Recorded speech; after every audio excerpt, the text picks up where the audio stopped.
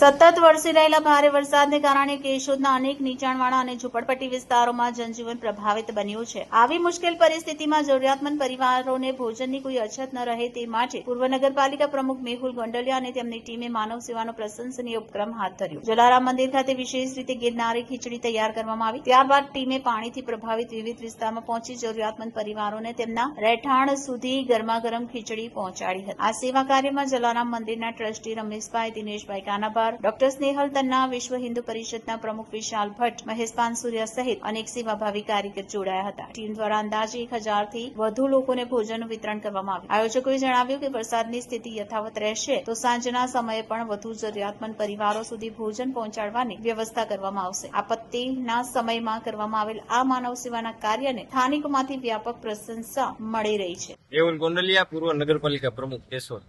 હાલ કેશોદમાં 2-3 દિવસના વરસાદ છે અને અમે અને અમારું મિત્ર મંડળ દ્વારા આજરોજ જે ગરીબ માણસો છે ત્યાં ગિરનારી ખીચડીનું વિતરણ કરવામાં આવે